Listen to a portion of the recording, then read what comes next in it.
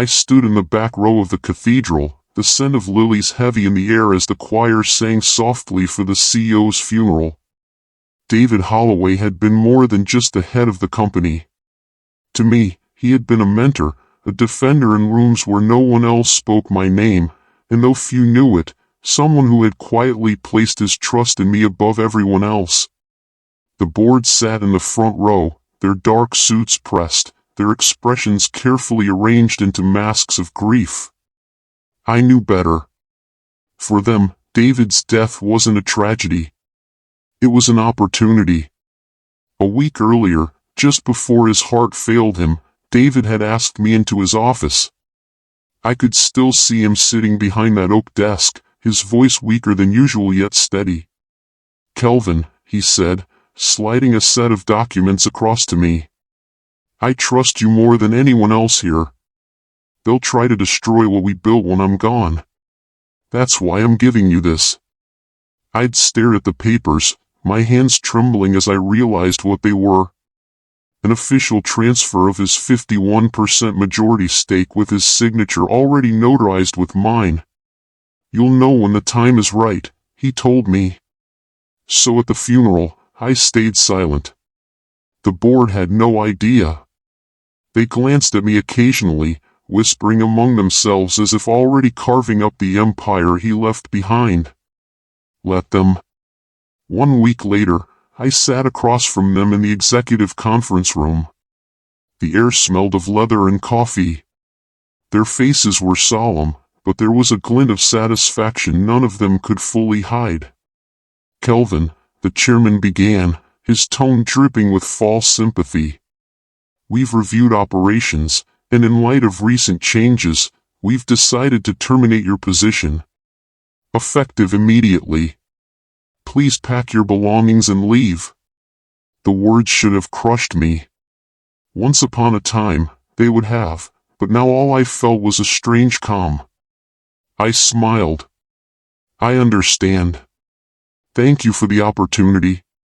They blinked, caught off guard by my lack of protest. No tears, no pleading, just quiet acceptance. "Security will escort you," one of them added quickly as if afraid I'd suddenly lash out. I gathered my things without a word, walked past rows of colleagues, pretending not to watch, and stepped into the elevator. As the doors closed, I caught my own reflection. My lips curved into the smallest of smiles. How fun Monday would be.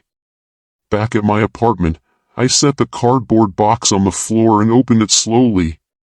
Inside were only a few personal items. My mother's pen, a notebook, a framed photo of my niece. Nothing of real value. The real prize was locked away. Safe where no one from the company could touch it. 51%. A controlling stake. Enough to fire every single one of them if I wished. But I knew better than to rush. David had warned me they'll circle like vultures. Show them nothing until they reveal themselves first. And they already had. By Friday, I heard the whispers. Former colleagues messaged me. The board was celebrating. Drinks at the club. Toasts to new beginnings. Someone even joked in the break room that I'd probably cry myself to sleep. Let them laugh. Monday, they discover what their arrogance had cost them. If you are enjoying this story, please let me know where you are watching from in the comments. Hit that like button and subscribe to follow my journey of betrayal and unexpected revenge. Still, as I sat in my quiet apartment that night, grief hit me. Not for the job. I had no love for those boardroom games, but for David. He had believed in me when no one else did. When promotions passed me over, when my ideas were stolen in meetings, when I was told to smile more if you want to get ahead, David saw me. He told me I was the sharpest strategist in the room, even when they tried to make me feel invisible. I remembered our last conversation. They'll underestimate you, Kelvin. He'd said, that's your advantage. They'll think you're finished by the time they realize it'll be too late. He was right. I poured a glass of wine and opened my laptop. On the screen was the folder he'd given me, a detailed outline of board members, hidden dealings, side contracts, and unreported bonuses, evidence strong enough to burn every last one of them if I wanted. But that wasn't the plan. Not yet. The plan was bigger. I closed the laptop and leaned back, staring out the window at the city lights. The weekend stretched ahead, calm before the storm. I imagined their smug faces Monday morning, their shock when they realized the majority shareholder wasn't one of them. It was me. That thought alone carried me through the night. This wasn't the end of my story. It was only the beginning. Monday morning came earlier than I expected. I woke before the alarm. The silence of my apartment heavy with anticipation. For the first time in years, I didn't have to rush into the office. No hurried coffee, no polite smiles in the elevator. I brewed a fresh pot, sat on my balcony, and watched the city stir awake below me. By now, the board would be gathered in the conference room, congratulating themselves on streamlining operations. They thought I'd vanish quietly into unemployment, maybe beg for a reference, maybe disappear into obscurity. Instead, I was sitting here with something they couldn't imagine: control. I pulled out the folder again, the legal document David had signed just days before his death. A notarized transfer of his 51% stake witnessed and validated. It was ironclad. My attorney, Emily Chen, had already reviewed it twice. Her exact words still echoed in my head. "Kelvin, this is airtight. They'll have no idea what hit them." But David had been clear. I couldn't reveal it too soon. If I walked into that boardroom today waving papers, they'd scramble, rally lawyers, and drag the fight into months of litigation. Number timing was everything. By mid-morning, my phone began buzzing with messages. "Kelvin, did you really get terminated? They're saying your position was redundant." The board toasted to finally clearing out dead weight. Dead weight. The irony almost made me laugh. Then another message arrived. This one from Nell, one of the few colleagues I trusted. They're already talking about selling off divisions. Bryce is bragging he'll take over operations. It's chaos. I sipped my coffee slowly, letting the information sink in. They were moving fast, reckless, blinded by their own ambition. Perfect. That afternoon, Emily called. "They'll come at you the moment they realize the truth," she said, her tone crisp, professional. "You're not just an employee anymore. You're the majority shareholder. But until you reveal it, they'll think you're powerless. That's your leverage." "I know," I replied. "David told me to wait for the right moment." "Then wait, but be ready. When you strike, make it final." Her confidence steadied me. Emily wasn't just any lawyer. She specialized in corporate law, sharp enough to dismantle a contract line by line. David had insisted I bring her in months ago, long before his death. He'd been preparing me even then. That evening, I visited the small office space I'd quietly rented downtown. A modest suite, nothing fancy, but it had one crucial feature: privacy. Away from the board, away from company gossip. Inside, I'd set up a desk, a filing cabinet, and a locked drawer where David's documents rested. I sat at the desk, opened my laptop, and began reviewing the company's quarterly reports. The numbers told a story no one wanted to say aloud. Declining margins, restless investors, and a board desperate to mask the cracks. Without David's steady leadership, they were exposed. And without my 51%, they were doomed. Still, doubt crept in as night fell. Was I really ready for this? To face a room full of men twice my age, all of them seasoned in politics and manipulation. They would mock me, dismiss me, fight me. I remembered the countless times I'd been talked over in meetings, my ideas stolen and rephrased by someone else. The promotions I was promised then denied.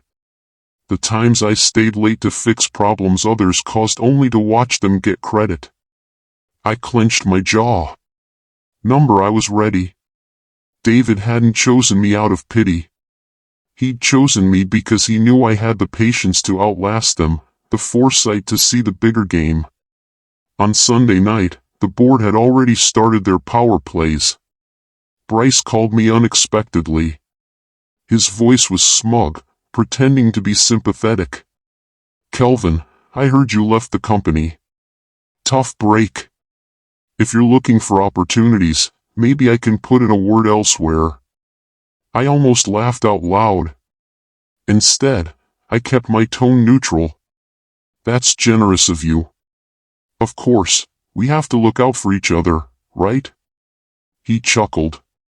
"Anyway, I'll be announcing some new initiatives this week. Exciting times ahead." "Congratulations, Bryce," I replied softly. When I hung up, my smile returned. By next week, Bryce's initiatives wouldn't matter at all. Monday evening, I stood by the window of my apartment, the city lights flickering against the glass. Tomorrow, I would walk into that building not as the man they fired, but as the owner of the very company they thought they controlled. The thought steadied me, but it also carried weight. This wasn't just about revenge.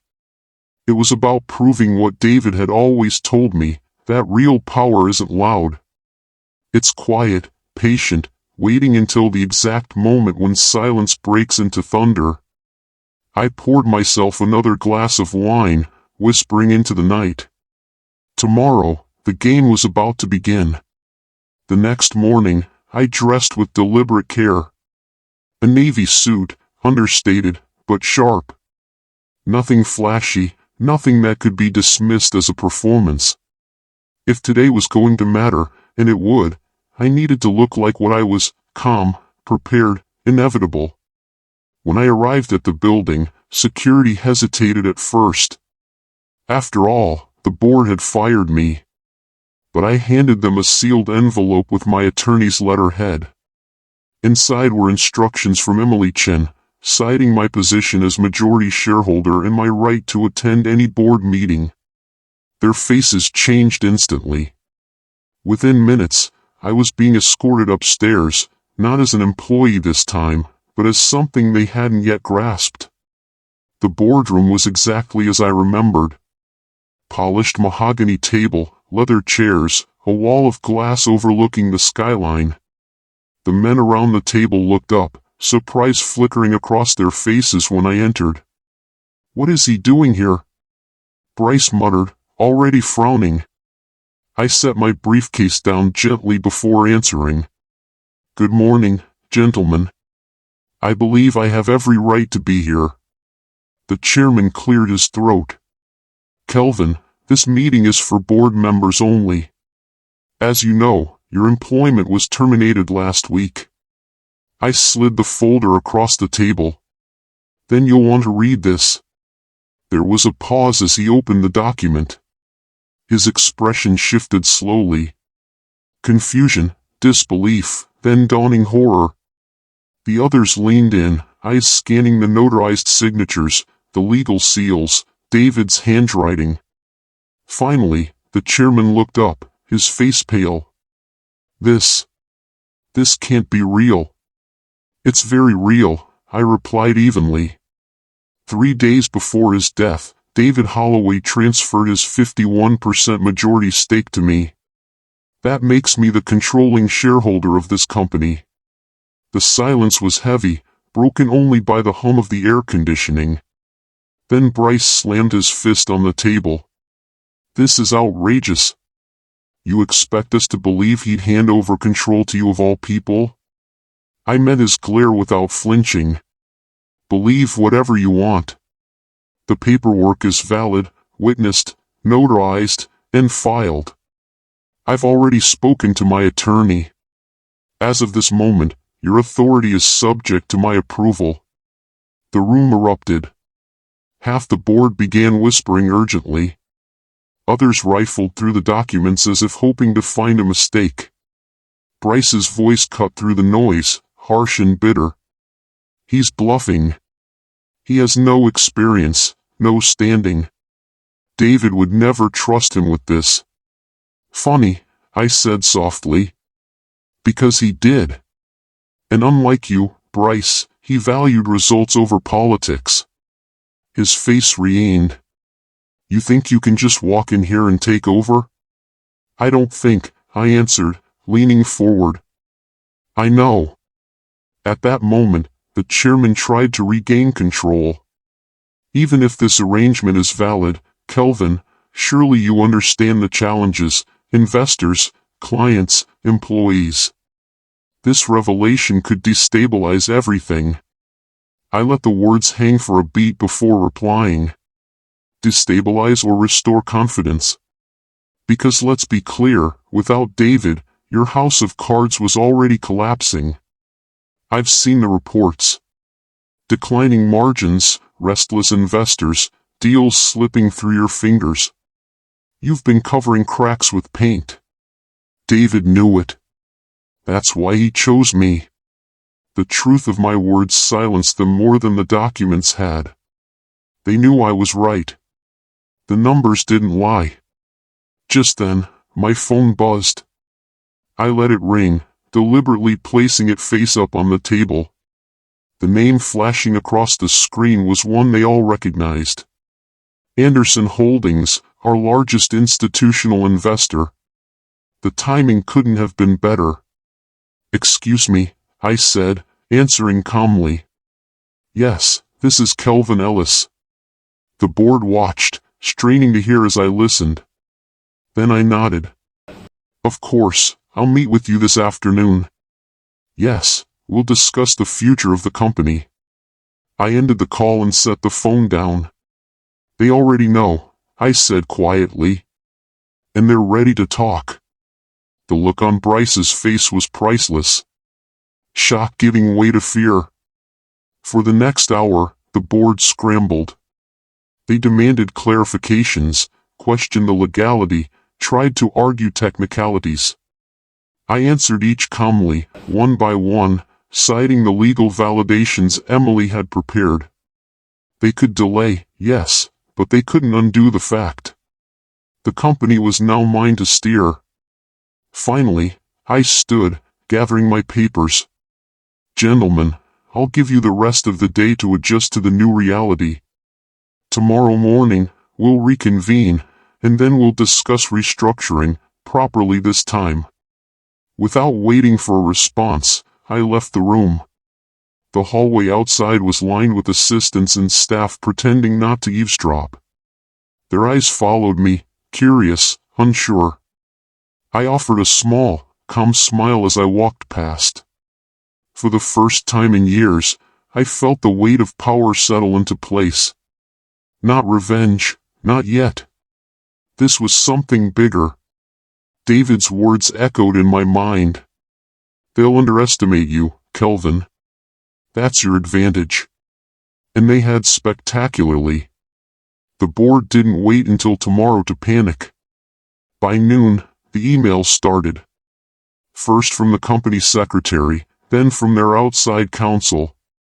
Words like contest, capacity, temporary restraining order showed up in bold. They were going to argue David hadn't been of sound mind when he signed. I stared at the screen until the apartment light reflected in the glass looked like a second, colder moon. Emily called before I could dial her.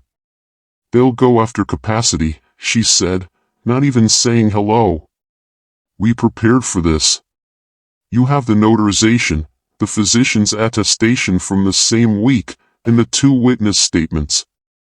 I filed a motion for a status quo order. No asset sales, no executive changes, no big contracts until ownership is resolved. Will a judge grant it? Delaware Chancery likes preserving the status quo. We're on solid ground.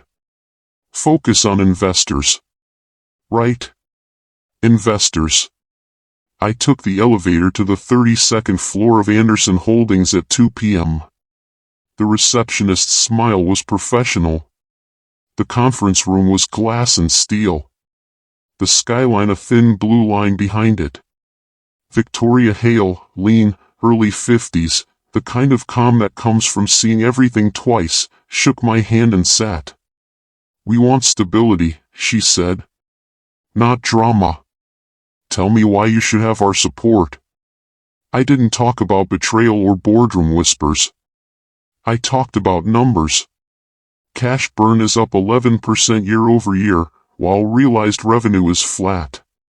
Client churn is creeping from 6% to 9%. The board's response has been cosmetic. Headcount moves. Press releases. No operational fix. My 90-day plan: freeze non-essential spend. Audit every auto-renew contract. Shift bonuses from top-line bookings to gross margin. Create a retention triage for the top 50 clients with named owners. And bring in an interim COO with P&L discipline. Who? Victoria asked. 2 names David vetted: Sheila Park from Riverton and Adrian Cole, ex-Eastmark. Both have standing offers to consult. I have their availability. She didn't blink. And governance? I'll use shareholder written consent to refresh the board. 3 seats replaced by operators with no ties to current leadership. An independent audit chair within 30 days. Publicly commit to a say-on-pay policy. Quarterly investor calls with segment detail. No more black boxes. Victoria folded her hands. If the court keeps the status quo and your stake stands, Anderson will support you conditionally. Deliver the consent, name the interim COO, and keep us briefed twice weekly. You'll have our letter by morning. I exhaled for the first time in hours. Thank you. On the sidewalk outside, my phone buzzed again. Nell, they're telling staff you forged documents. Bryce said you preyed on a dying man. HR ordered IT to pull your emails. I stopped walking. Are they wiping records? Trying. The head of InfoSec refused without a board resolution. He asked for the general counsel's sign-off. They don't have it. Good, I said, and meant it. Not just strategically. Some people still had spines. Back home, Emily's email was waiting. A scanned letter on hospital letterhead signed by David's physician the week he signed the transfer. Patient is of sound mind and fully oriented. Cleared to execute legal decisions. We'd never wanted to use it. Now it was a shield. At 6 p.m. a push alert hit my phone. Industry Weekly exclusive: ousted VP challenges board with claim to majority stake. The article quoted a senior executive calling me unstable and opportunistic. I read the words twice. They stung exactly once. I responded the way David taught me to respond. Quietly. I forwarded the piece to Victoria with a single line: we will not engage in press theatrics. Execution only. Her reply came fast. Good answer. By 7, Emily and I were at her office finalizing the shareholder consent. It was 3 pages and a grenade: removal of directors A, B, and C, appointment of directors P, Q, and R, ratification of interim operating authority for the chief operating officer. I signed slowly, the way you might sign a condolence card, knowing someone's world would change when they read it. Process servers go out at 8, Emily said. They'll be on doorsteps by 9. And the court hearing at 10 a.m. tomorrow. We're asking that no personnel changes occur without your consent. If granted, Bryce's empire building pauses. Pauses, I repeated. Patience again. Always patience. We walked the packet to the lobby together. On impulse, I asked, "Do you ever get used to this part?" "The part where people show you who they are," she said. "I hope not." On the way home, I detoured past the office tower. Through the glass, I could see the glow of the boardroom, silhouettes moving, hands cutting the air. I thought about the times I'd stayed there past midnight, fixing someone else's mess while those same silhouettes toasted each other across town. I pulled my coat tighter and kept walking. At 9:12 p.m., Bryce called from an unknown number. I let it go to voicemail. His message was a mix of threat and faux concern. "Kelvin, be reasonable. You don't know what you're doing. This will ruin you. Come in tomorrow. We'll find you a soft landing." I forwarded it to Emily. Preserve. Nell texted a photo a few minutes later. A white envelope taped to the boardroom door, service of shareholder written consent stamped in blue. Under it a second photo, Bryce's face mid-argument, eyes hard. "They're rattled," she wrote. InfoSec just locked the email purge. GC finally intervened. Small wins. Necessary ones. Around midnight I opened David's old notebook, the one with his shorthand and neat arrows between names. Next to Bryce he'd written, "Short-term thinker, corner him with timelines." Next to the chairman, "Hates public embarrassment. Loves process. Use it." Beside my name, he'd written one line, "Steady hands." I closed the notebook and set it beside my phone. Tomorrow at 10 a.m., a judge would decide whether chaos or calm would govern the next week. At 11, if we held the line, I'd reconvene the board, my board, for the first time. I turned off the lamp. In the dark, the city hummed, indifferent and alive. Power wasn't a roar. It was a pulse you learned to keep. And in the steady space between heartbeats, I could hear David clearly. "Let them move first, then make it final." The courthouse was crowded that morning, but when the judge granted the status quo order, the board's last illusion of control shattered.